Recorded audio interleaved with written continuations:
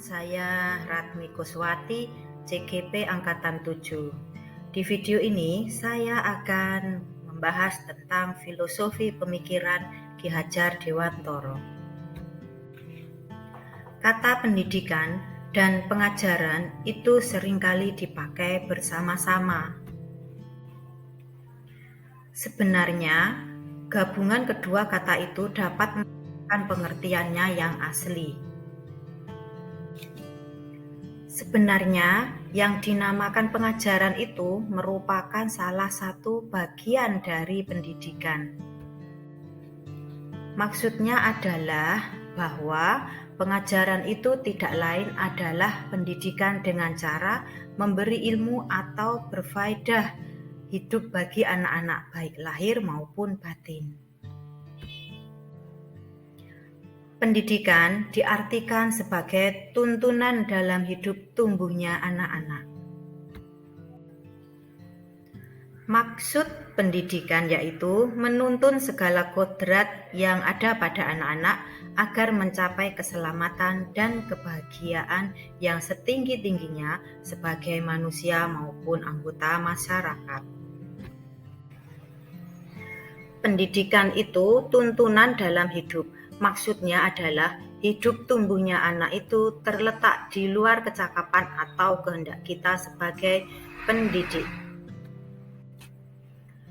Anak-anak itu sebagai makhluk manusia dan benda hidup, sehingga mereka hidup dan tumbuh menurut kodratnya sendiri.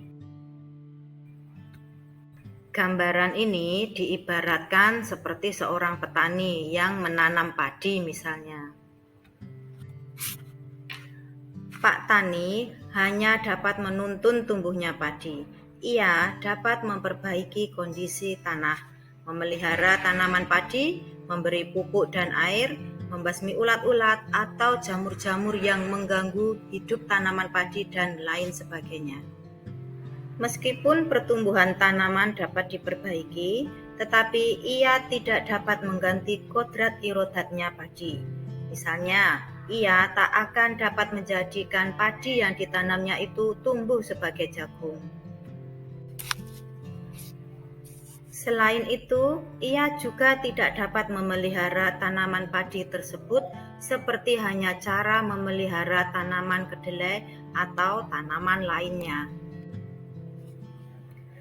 Memang benar, ia dapat memperbaiki keadaan padi yang ditanam. Bahkan, ia dapat juga menghasilkan tanaman padi itu lebih besar daripada tanaman yang tidak dipelihara. Tetapi, mengganti kodrat irodatnya padi itu tetap mustahil. Demikianlah pendidikan itu. Walaupun hanya dapat menuntun, akan tetapi faedahnya bagi hidup tumbuhnya anak-anak sangatlah besar. Filosofi Ki Hajar Dewantoro mengibaratkan seorang petani itu sebagai pendidik. Lahan pertanian itu sebagai sekolah. Tanaman itu ibarat para murid. Kemudian muncullah suatu pertanyaan. Perlukah tuntunan pendidikan itu? Andai kata anak tidak baik dasarnya, tentu anak tersebut perlu mendapat tuntunan agar semakin baik budi pekertinya. Anak yang sudah baik dasarnya juga masih memerlukan tuntunan. Tidak saja dengan tuntunan itu ia akan mendapatkan kecerdasan yang lebih tinggi dan luas. Akan tetapi, dengan adanya tuntunan itu ia dapat terlepas dari segala macam pengaruh jahat. Anak yang dasar jiwanya tidak baik dan juga tidak mendapat tuntunan pendidikan tentu akan mudah menjadi orang jahat. Tidak sedikit anak-anak yang baik dasarnya, tetapi karena pengaruh-pengaruh keadaan yang buruk, kemudian menjadi orang-orang jahat. Ibarat sebutir jagung yang baik dasarnya jatuh pada tanah yang baik, banyak air, dan mendapatkan sinar matahari yang cukup, maka pemeliharaan dari Bapak Tani tentu akan menambah baiknya keadaan tanaman. Kalau tidak ada pemeliharaan, sedangkan keadaan tanahnya tidak baik, atau tempat jatuhnya biji jagung itu tidak mendapat sinar matahari atau kekurangan air, maka biji jagung itu walaupun dasarnya baik, tidak akan dapat tumbuh baik karena pengaruh keadaan. Terdapat 3 aliran yang berhubungan dengan soal daya pendidikan. Pertama, anak yang lahir di dunia ini diumpamakan seperti sehelai kertas yang belum ditulis, sehingga kaum pendidik boleh mengisi kertas yang kosong itu menurut kehendaknya. Artinya, si pendidik berkuasa sepenuhnya untuk membentuk watak atau budi seperti yang diinginkan. Teori ini dinamakan teori rasa atau lapisan lilin yang masih dapat dicoret-coret oleh si pendidik. Aliran ini merupakan aliran lama yang sekarang hampir tidak diakui kebenarannya di kalangan kaum cendekiawan. Kedua, aliran negatif yang berpendapat bahwa anak itu lahir sebagai sehelai kertas yang sudah ditulisi sepenuhnya, sehingga pendidikan dari siapapun tidak mungkin dapat mengubah karakter anak.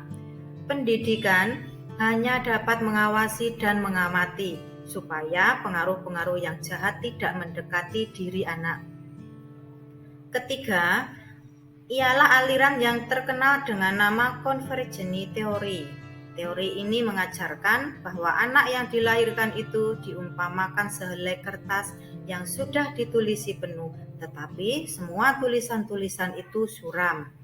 Lebih lanjut, menurut aliran ini, pendidikan itu berkewajiban dan berkuasa menebalkan segala tulisan yang suram dan yang berisi baik, agar kelak nampak sebagai budi pekerti yang baik.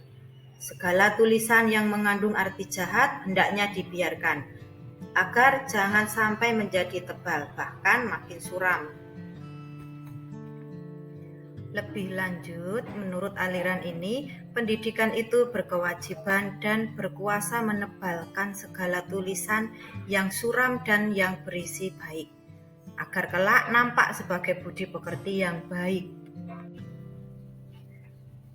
Implementasi filosofi pemikiran Ki Hajar Dewantara di sekolah sesuai dengan pengalaman saya adalah ketika saya mendampingi siswa-siswa dalam mengembangkan bakat dan minat mereka supaya mencapai karir yang diinginkan.